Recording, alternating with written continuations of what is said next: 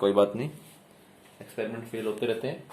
Anyways, तो question हमारा ये था कि इस पूरे रीजन में एक मैग्नेटिक फील्ड है जिसका वैल्यू है 4 × 10⁻⁴ टेस्ला। एक इसमें सर्कुलर लूप रखा है जिसका एरिया इतना है, जिसका रेजिस्टेंस 4 ओम है, जो कि अपने डायमीटर के अबाउट रोटेट कर रहा है 300 रिवोल्यूशन पर मिनट से, और उसके टोटल टर्न्स जो है वो 100 है। तो पहला क्वेश्चन था ईएमएफ कितना होगा हाफ रोटेशन में, इंड्यूस ईएमएफ का वैल्यू।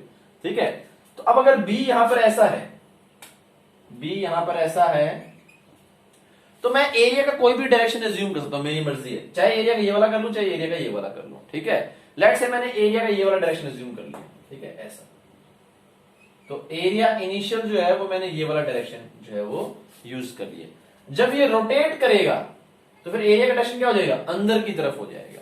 ठीक है, तो फाइनल में क्या हो जाएगा, बी और एरिया दोनों सेम डायरेक्शन में हो जाएंगे। ठीक है, तो यहां पर मैं लिखूंगा चेंज इन फ्लक्स, किसमें, क्योंकि हमें एवरेज बताना है। तो चेंज इन फ्लक्स क्या होता है तुम्हारा, हम जानते हैं ना एवरेज ईएमएफ क्या होता है। मैं नीचे वालों को रिलीज कर रहा हूं, बाद में तो बता दूंगा। नेट चार्ज हाफ रोटेशन में कितना था और एवरेज ईएमएफ इंड्यूस एक साइकिल के अंदर। ठीक है, तो मुझे तीनों क्वेश्चन याद है, मैं एक एक करके डिक्टेट कर दूंगा। ठीक है, तो यहाँ पे हमारा जो पहला जो आंसर है हम उसमें बोलेंगे कि हमसे पूछा है कि एवरेज जो इंड्यूस्ड ईएमएफ है वो कितना है हाफ रोटेशन में। तो तुम्हारा एवरेज इंड्यूस्ड ईएमएफ होता है डेल्टा फाई अपॉन में डेल्टा टी। तो अगर तुमने ये इनिशियल डायरेक्शन माना है तो फाइनल डायरेक्शन एरिया का ये हो जाएगा, क्योंकि हाफ रोटेशन है। बात ठीक है कि नहीं है, ये बिल्कुल वैसी बात है कि अगर मैं एक पार्टिकल को फेंक करके मारूं v वेलोसिटी से, अगर v से वापस आ जाए तो चेंज इन मोमेंटम 0 नहीं है, 2mv, क्योंकि फाइनल डायरेक्शन ये है mv माइनस ऑफ इनिशियल क्या था, ये वाला डायरेक्शन था, तो माइनस mv, तो mv minus of minus mv कितना हो जाएगा, 2mv हो जाएगा। ठीक है, जिस प्रकार हम एक पार्टिकल को v वेलोसिटी से फेंक के मारते हैं दीवार की तरफ, अगर वो v से वापस लौटाई इलास्टिक कोलिजन के केस में, तो चेंज इन मोमेंटम 0 नहीं बच्चों, 2mv होता है। सेम कहानी यहां पर है कि फ्लक्स जो है वो पहले भी मैग्नीट्यूड में b है, बाद में भी मैग्नीट्यूड में b है, लेकिन एरिया का डायरेक्शन बदल चुका है। तो अगर हम पहले एंगल 180 कर दें तो बाद में एंगल 0 हो चुका होगा। तो मैं यहां पर लिखूंगा डेल्टा फाई का वैल्यू हाफ रोटेशन में, यहां पे हमें काम किसमें काम करना है, हाफ रोटेशन में। तो अगर हाफ रोटेशन में हम काम करेंगे तो लिखेंगे फाइनल एरिया भी ऐसा, बी भी ऐसा, तो बी ए कोस 0। ठीक है, और इनिशियल बी ए कोस 180, और हाफ रोटेशन में टाइम कितना लगेगा बच्चों, t/2। ठीक है, जो भी टाइम पीरियड कितना होता है, 2π/ω। ठीक है, तो टाइम पीरियड का आधा लगेगा हाफ रोटेशन के अंदर। तो ये आ जाएगा तुम्हारा average induced EMF half rotation में, जिसका वैल्यू कितना हो जाएगा बच्चों, 2ba अपॉन में t इंटू में 2। ठीक है, ये हमारा आंसर हो जाएगा मेरे ख्याल से। अच्छा, यहां पर n भी हमें लगाना पड़ेगा। ठीक है, ये तो ईएमएफ एक लूप के अंदर आएगा, टोटल टर्न्स कितने हैं, 100 टोटल टर्न्स है। ठीक है, तो यहां पर हम बात करेंगे, ये तो हो गया इन वन कॉइल। ठीक है, या इन वन जो है वो सर्कल, जिसको हम ऐसे लिख सकते हैं इन वन टर्न, ऐसे लिख देता हूं। ठीक है, तो यहां पर जो है सभी में आएगा, और सभी में ईएमएफ का डायरेक्शन सेम होगा। अभी थोड़ी देर में डायरेक्शन के बारे में बात करेंगे। सभी में आएगा तो हम सिंपली उसको ऐड करते चले जाएंगे। तो यहां पर लिखेंगे ई एवरेज, ठीक है, इन 100 टर्न्स, वो कितना हो जाएगा बच्चों, वो हो जाएगा 4ba बाय टाइम पीरियड, जिसको हम चाहे तो लिख सकते हैं 2π/ω इनटू में 100। तो इसको हम लिख देंगे, यहां से 2 से 2 कट जाएगा, तो ये बन जाएगा 200 ba/π। ठीक है, तो ये तुम्हारा एवरेज इंड्यूस्ड ईएमएफ आ जाएगा हाफ रोटेशन के अंदर। मेरे ख्याल से इसमें कोई भी दिक्कत नहीं है। ओमेगा का वैल्यू बच्चों रेडियन पर सेकंड में पुट करना, एक रेवोल्यूशन में 2π रेडियन, एक मिनट में 60 सेकंड, तो 2π/60 से इसको जो है वो मल्टीप्लाई करेंगे तो अपने आप ही रेडियन पर सेकंड में कन्वर्ट हो जाएगा। वैल्यू पुट करेंगे तो आंसर आ जाएगा, मैं वैल्यू पुट नहीं कर रहा हूं। ठीक है, इसको नोट कर लो। सेकंड में कुछ भी नहीं है। सेकंड अगर तुम्हारा देखोगे, सेकंड में क्या है कि चार्ज कितना फ्लो किया हाफ रोटेशन में, तो क्या आंसर हो जाएगा, delta phi by R. Delta phi कितना है, 2ba बाय में आर आंसर हो जाएगा। ठीक है, तो मैं चाहूं तो मैं सेकंड भी यहीं पे कर देता हूं। हमने ये तो लिखा ही हुआ है, ठीक है, ये तो मैंने अपने लिए लिखा था यहाँ पर। तो सेकंड तुम्हारा जो क्वेश्चन है उसका आंसर क्या हो जाएगा बच्चों, सेकंड होता है कि चार्ज कितना फ्लो करेगा, डेल्टा क्यू। तो डेल्टा क्यू होता है, सिर्फ मैग्नीट्यूड बताना है अपने को, साइन बाद में देख लेंगे। ठीक है, इसका सिर्फ मैग्नीट्यूड की बात करेंगे तो डेल्टा फाई बाय आर, और डेल्टा फाई का वैल्यू बच्चों कितना है 2BA, ठीक है 2B आया है, और तुम्हें क्या करना पड़ेगा, इसको यहां पर n से मल्टीप्लाई करना पड़ेगा, तो 2NB लिखना पड़ेगा हमें, 2NBA, क्योंकि टोटल 100 टर्न्स है। 2NB अपॉन में रेजिस्टेंस तुम्हारा जो है वो कितना है, वो R ही हम मान लेते हैं, तो ये तुम्हारा चार्ज फ्लोन हो जाएगा डेल्टा की। थर्ड की वैल्यू आ जाएगी EMF जो इंड्यूस है वो 0 निकल करके आ जाएगा। थर्ड में क्या बोला उसने, फुल रोटेशन, तो ये तुम्हारा इनिशियल था, इनिशियल। अगर तुम फुल रोटेशन कर दोगे, ठीक है, ये ए फाइनल किसमें हो जाएगा, फुल रोटेशन में। तो अगर तुमने रोटेशन पूरा कर दिया तो माइनस बी ए माइनस और माइनस बी ए तुम्हारा फ्लक्स जो है वो 0 निकल करके आ जाएगा। बच्चों यहाँ पे हम लिख सकते हैं कि डेल्टा फाई का वैल्यू कितना हो जाएगा, 0 हो जाएगा, ठीक है। तो यहां पर हम ये वाली चीज लिख सकते हैं। ये तुम्हें समझ में आ गया होगा उम्मीद कर रहा हूं मैं, क्योंकि तुमने पूरा रोटेट कर दिया ऐसे करके और वापिस ऐसे चला गया, तो एरिया का जो इनिशियल डायरेक्शन था वही एरिया का डायरेक्शन बन जाएगा। और फिर क्योंकि हम फाइनल माइनस इनिशियल कर रहे हैं तो दोनों इक्वल हैं तो 0 हो जाएंगे, ठीक है। हाफ रोटेशन में क्या था, अगर पहला पॉजिटिव दूसरा नेगेटिव होगा तो फिर वो माइनस करते हो तो एड अप हो जाते हैं, ठीक है। या पहले को नेगेटिव ले लो दूसरा पॉजिटिव ले लो, डजंट मैटर, हमेशा दोनों एड अप हो जाएंगे अगर दोनों का साइन ऑपोजिट है और तुम दोनों को माइनस कर रहे हो। लेकिन दोनों का साइन बिल्कुल सेम है, जो कि तुम्हारा फुल रोटेशन वाले केस में होगा, तो एवरेज इंड्यूस्ड ईएमएफ 0 निकल करके आ जाएगा, क्योंकि एवरेज फ्लक्स तुम्हारा जो है वो 0 निकल करके आएगा, क्योंकि इनिशियल और फाइनल का जो एरिया का डायरेक्शन है वो सेम हो जाएगा, बी का डायरेक्शन तो सेम है ही, तो फ्लक्स का डायरेक्शन, फ्लक्स का जो वैल्यू है वो बिल्कुल सेम निकल करके आएगा, माइनस करोगे तो 0 बन जाएगा, ठीक है। तो इस वाली चीज को भी तुम लोग नोट कर लो, फिर हम आगे बढ़ेंगे अपने अगले क्वेश्चन की ओर, अपने अगले कंसेप्ट की ओर, लेंज लॉ की ओर, ठीक है। इसको नोट कर लो।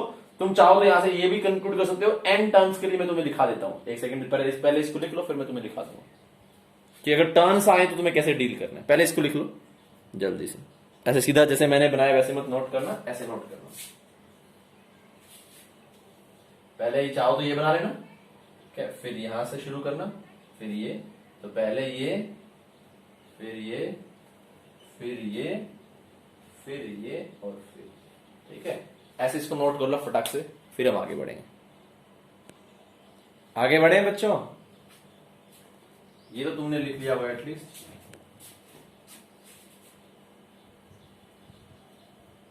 ठीक है। तो मैं यहां पे लिख देता हूं, अगर देखो फ्लक्स हमारा क्या होता है, अगर 1 टर्न हो तो फ्लक्स होता है हमारा बी, ठीक है। थोड़ा शायद दिख नहीं रहा होगा, दूसरे से लिख देता हूं, ठीक है। तो अगर 1 टर्न है तो हमारा फ्लक्स होता है बी ए, ठीक है। अगर n टर्न्स हैं तो हमारा फ्लक्स हो जाता है एन बी डॉट ए, ठीक है। और ईएमएफ हमेशा होता है minus of d phi by d t, तो ईएमएफ तुम्हारा बन जाएगा जो भी बनेगा, ठीक है। ईएमएफ तुम्हारा ऐसा होता है, तुम इसको ऐसे समझ सकते हो, ठीक है। तो फिर वो अपने आप ही एन बाहर आ जाएगा, क्योंकि एन तो कांस्टेंट ही रहने वाला, टर्न थोड़ी आमतौर पे बदलते हैं, ठीक है। तो एन तो यूजुअली कांस्टेंट ही रहेगा, तो वो हमेशा इससे बाहर आ जाएगा और सिंपली इसका जो है वो डिफरेंशिएशन हो जाएगा, ठीक है। तो अगर एक लूप है तो EMF d phi by d t, अगर 100 लूप है तो 100 इंटू में d phi by d t, ठीक है। तो इसको मैं ऐसे लिख सकता हूं, चलो लिखने की जरूरत ही क्या है इसको, ठीक है। एन से तुम चाहो तो मल्टीप्लाई कर सकते हो, फिर फ्लक्स में तुम्हें जो है वो करना पड़ेगा, ठीक है। मतलब तुम ऐसा समझो कि EMF d phi by d t ही है। अब फ्लक्स एन बी हो गया तो हम क्या करें, ठीक है, वो अपने आप एन बाहर आ जाएगा वहां से, ठीक है। एनीवेज आगे चलते हैं। अब हम इसको चाहो तो लिख सकते हो, मुझे कोई दिक्कत नहीं है, वैसे ये बात अंडरस्टूड ही है। तो कई बार क्या है, हम ऐसे लिख देते हैं इसको, फिर बच्चे डबल कर देते हैं, कई बार ऐसे कर देते हैं इसको कि ईएमएफ हो गया n d phi by d t, फिर बच्चे सोचते हैं सर इसमें एन जो है वो अब d phi by d t में मैं एन बी लिखूंगा तो एन स्क्वायर बी हो जाएगा, वो काम नहीं करना, ठीक है। डबल एन नहीं आएगा, ईएमएफ होता है minus d phi by d t, बात खत्म। अब फ्लक्स अगर बी है तो बी ए लिखो, एन बी है तो एन बी लिखो, ठीक है। उसका अपने आप एन बाहर आ जाएगा, तुम्हें टेंशन लेने की जरूरत नहीं है, तुम पूरा फ्लक्स लिखो, तुम फ्लक्स पे ध्यान दो। एक टर्न के लिए B dot A, n turns के लिए एन बी डॉट ए, ठीक है। अब बच्चे यहाँ पे काम कर देते हैं, अब टीचर यहाँ पे लिखवा देते हैं कि भाई अगर टर्न्स एन है तो एन बाहर निकाल लेना और एक टर्न के लिए लिख देना फाई, फिर तो फॉर्मूला फिर ये बना देते हैं टीचर, फिर बच्चे भूल जाते हैं कि भाई या एन तो आ ही चुका है, अब फ्लक्स में भी एन लेना है कि नहीं लेना, फिर वो दोबारा ले लेते हैं, फिर एन स्केयर कर देते हैं। तो वो वाली भूल नहीं करनी है बच्चों, ठीक है, ये वाली भूल तुम्हें नहीं करनी है, ठीक है। तो तुम एक इसको अपने हेड में कैसे सिंप्लीफाई करके रखोगे कि EMF n d phi by d t नहीं होता, d phi by d t होता है। अब मुझे फ्लक्स पूरा लिखना है एन बी डॉट ए, ठीक है। अब यहां पर ये वाली गलती मत करना कि ईएमएफ को लिख दिया minus d phi by d t और फिर टर्म्स भूल ही गए, टर्म्स 100 दे रखे उनका जिक्र ही नहीं किया, तुमने फ्लक्स को बी डॉट ए लिख दिया, तब गड़बड़ हो जाएगी, ठीक है। तो तुम दोनों ऑप्शन से आंसर आ जाएगा, चाहे तो ईएमएफ को n d phi by d t लिख लो, लेकिन वहां पे फ्लक्स फिर सिर्फ एक कोयल के लिए लिखना, चाहे ईएमएफ को लिखो d phi by d t और फ्लक्स जो है वो प्रॉपर लिखो, ठीक है। दोनों जो है वो भूल तुम समझ रहे हो कि क्या भूल हो सकती है, ठीक है। आमतौर पे होती नहीं, तो इतना डरने की जरूरत नहीं है, एन स्केयर नहीं आएगा, इतना खोपड़ी में रखना बस, ठीक है। आगे बढ़ते हैं।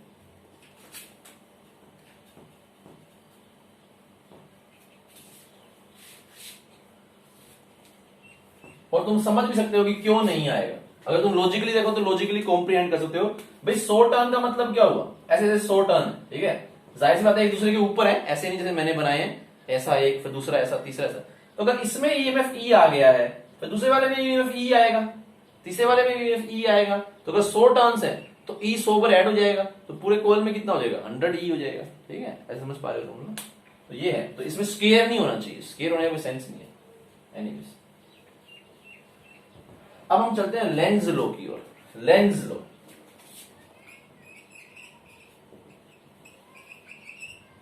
लेंज लॉ हमें ईएमएफ और इंड्यूस करंट के डायरेक्शन के बारे में बताता है, ठीक है। तो लेंज लॉ में क्या करता है, it tells us about direction of induced EMF and induced current. लिख लो इसके साथ साथ, दो बातें लिखाऊंगा फिर इसके बाद समझाऊंगा। सेकंड पॉइंट है, it is based on conservation of energy. It is based on conservation of energy. इन दोनों बातों को लिख लो, फिर मैं एक्सप्लेन करूंगा कि लेंज लॉ क्या है, ठीक है। ये ईएमएफ और इंड्यूस करंट का और इंड्यूस ईएमएफ और इंड्यूस करंट की डायरेक्शन के बारे में बताता है, और बेस्ड किसके ऊपर है, कंजर्वेशन ऑफ एनर्जी के ऊपर। इसको लिख लो, फिर मैं एक्सप्लेन करता हूं कैसे है ये कहानी। देखो अब ये क्या बोलता है, ये बोलता है कि हर एक बॉडी ना, जैसे होता है ना, हम बोलते हैं, जैसे हम Newton's first law of motion बोलते हैं कि हर एक बॉडी अपने स्टेट को बनाए रखना चाहती है, ठीक है। ऐसे ही यहां पर है ये कि हर एक कोयल हर एक जो लूप है वो अपने से जितना भी फ्लक्स लिंक हो रहा है ना, उसको बनाए रखना चाहता है, ना उसको बढ़ाना चाहता है ना उसको कम करना चाहता है। इसको इलेक्ट्रिकल इनर्शिया भी बोलते हैं, ठीक है।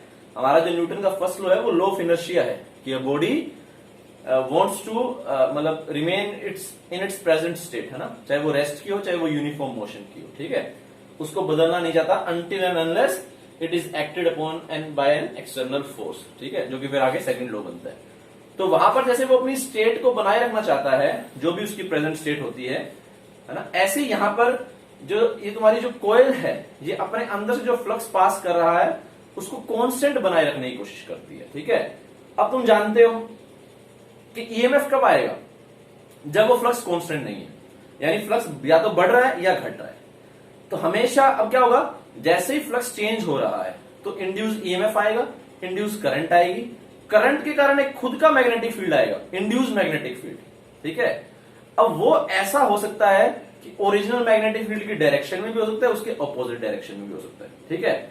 तो लेंज लॉ ये बोलता है कि हमेशा इंड्यूस्ड जो आएगा ना, करंट आएगा, उसकी वजह से जो मैग्नेटिक फील्ड आएगा वो हमेशा ऐसा होगा जो कि चेंज को अपोज करे। चेंज को अपोज करे मतलब अगर ओरिजिनल तुम्हारा मैग्नेटिक फील्ड बढ़ रहा है, मैग्नेटिक फील्ड से मतलब नहीं है, फ्लक्स 3 तरीके से बढ़ सकता है, टर्न्स बढ़ा सकते हो, मैग्नेटिक फील्ड बढ़ा सकते हो, या चेंज 3 तरीके से हो सकता है, टर्न चेंज कर सकते हो, 4 तरीके हो गए, बल्कि टर्न चेंज कर सकते हो जो कि आमतौर पे होते नहीं है, बी को चेंज कर सकते हो, एरिया को चेंज कर सकते हो, एंगल को बदल सकते हो। तो किसी भी तरीके से अगर तुमने फ्लक्स को चेंज करो, चेंज करने के 2 ही तरीके, या फ्लक्स को बढ़ाओगे या फ्लक्स को घटाओगे, ठीक है। तो उसके कारण अगर चेंज हो रहा है तो इंड्यूस ईएमएफ आएगा, इंड्यूस करंट आएगी, उसके कारण एक बी इंड्यूस आएगा। बी इंड्यूस हमेशा ऐसा होगा कि चेंज को अपोज करे। अगर तुम्हारा ओरिजिनल फ्लक्स बढ़ रहा है तो उसको कम करेगा, ओरिजिनल फ्लक्स कम हो रहा है तो उसको बढ़ाएगा। ठीक है, तो उसका डायरेक्शन अपने आप ही वैसे डिफाइन हो जाएगा। जैसे मैं तुम्हें एग्जांपल देता हूं, एग्जांपल देखना जरा क्या एग्जांपल है। तो मैं स्टेटमेंट लिखा दूंगा, एग्जांपल नंबर 1। एग्जांपल ऐसा है, पहला एग्जांपल ये हो गया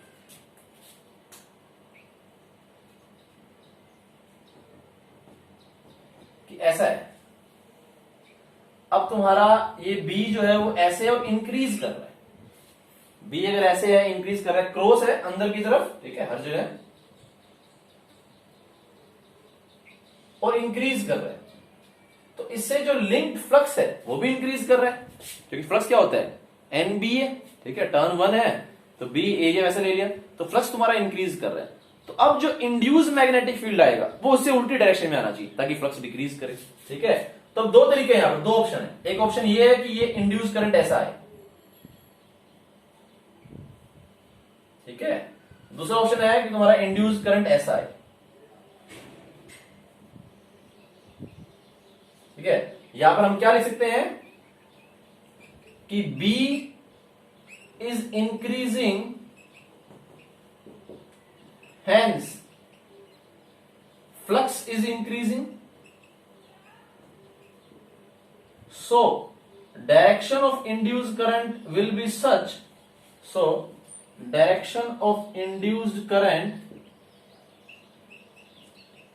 will be such, अभी लिखना नहीं है कुछ भी, मैं पहले इस लो को लिखाऊंगा फिर एग्जांपल लिखना। B is increasing, hence flux is increasing, so direction of induced current will be such that flux, direction of induced current will be such that it will try to decrease the flux, to decrease the increasing flux। ये कामयाब नहीं हो पाएगा लेकिन कोशिश करेगा।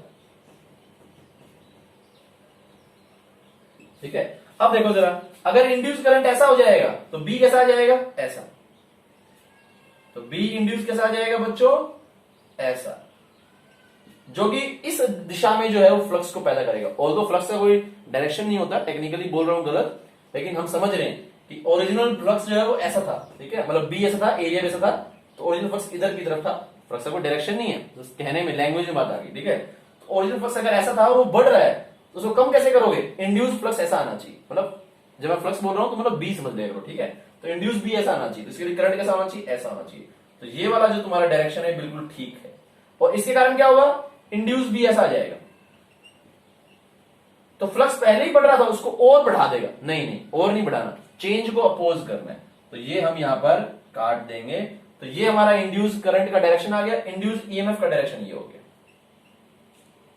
ठीक है, तो ये हमारा करेक्ट डायरेक्शन हो जाएगा। ठीक है, तो होपफुली तुम्हें समझ में आ गया क्या कहानी है, कि जो भी ओरिजिनल फ्लक्स है उसमें कोई भी चेंज नहीं होना चाहिए, अगर वो बढ़ रहा है उसको घटाओ, घट रहा है तो उसको बढ़ाओ। ठीक है, और ये काम हम कैसे कर सकते हैं, ये काम हम कर सकते हैं इंड्यूस्ड मैग्नेटिक फील्ड की हेल्प से। तो इंड्यूस्ड मैग्नेटिक फील्ड ना ओरिजिनल के डायरेक्शन में आ जाएगा अगर बढ़ाना है, और ओरिजिनल के अपोजिट डायरेक्शन में आ जाएगा अगर घटाना है। ठीक है, तो पहले मैं लेंज लॉ का स्टेटमेंट बोल देता हूं, पहले इस लेंज लॉ का स्टेटमेंट लिखो, क्या स्टेटमेंट है, फिर आगे ये वाला एग्जांपल नोट कर लेना। ठीक है, तो पहले स्टेटमेंट, व्हेन, स्टेटमेंट लिखो क्या है, when the magnetic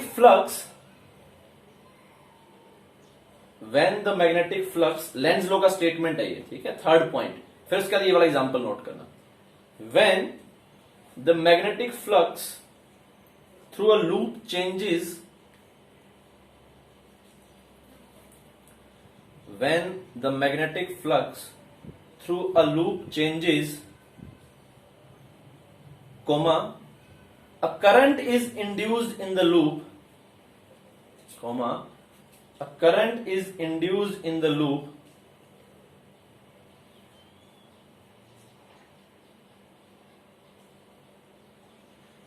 current is induce in the loop. ठीक है, करंट भी होगा, ईएमएफ भी होगा, पहली बात जाहिर सी बात है। Current is induce in the loop in such a way,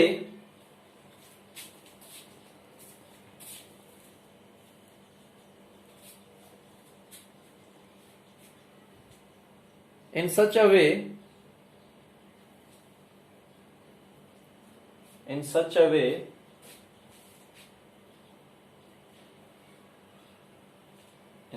way that the magnetic field due to induced current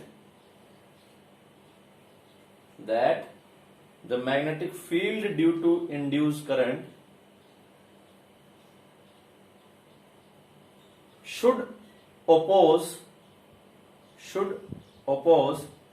any change in magnetic flux. So I repeat, when magnetic flux through the coil changes,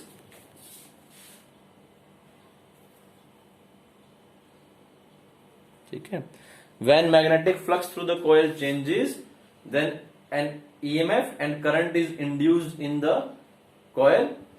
The direction of induced current will be such that it opposes, such that the magnetic field produced due to induced current will oppose any change in magnetic flux. ठीक है, हो सकता है मैंने second statement कुछ और तरह से बोल दिया हो, एक्जैक्टली सेम वर्ड ना हो, लेकिन मतलब यही है कि जब भी मैग्नेटिक फ्लक्स जो है वो चेंज होगा तो इंड्यूस ईएमएफ और इंड्यूस करंट आएगा, उनका डायरेक्शन सच होगा कि उनकी वजह से जो पैदा हो रहा मैग्नेटिक फील्ड है वो ओरिजिनल फ्लक्स में किसी भी चेंज को अपोज करे. ठीक है, अगर वो बढ़ रहा है तो कम करे, कम कर रहा है तो बढ़ रहे. ठीक है, तो इसको ऐसे भी बोलते हैं कि जिसके कारण वो आ रहा है अपने कारण को ही वो अपोज करेगा. मतलब फ्लक्स चेंज होने के कारण ही तो आ रहा है वो इंड्यूस करंट, और उसी को अपोज करेगा, चेंज को ही अपोज करेगा. ठीक है, तो ऐसा भी इसका शॉर्टकट में बोल देते हैं. ठीक है, एनीवेज, तो ऐसे तो बोल सकते हो कि बाप जो है वो बेटा जो है वो बाप के ही विरोध में हो गया ना, तो बेटा बेसिकली बाप से आया और बाप के अगेंस्ट हो गया टेक्निकली, सॉर्ट ऑफ, है ना. खैर एनीवेज, तो अब हम डायरेक्शन कुछ एक आधे क्वेश्चंस कर लेते हैं जहां पे हम इसका ईएमएफ का मैग्नीट्यूड भी निकालेंगे, डायरेक्शन भी निकालेंगे. ठीक है, तो मैं एक आधा क्वेश्चन ले लेता हूं. यहां पर देखो जरा पहला क्वेश्चन.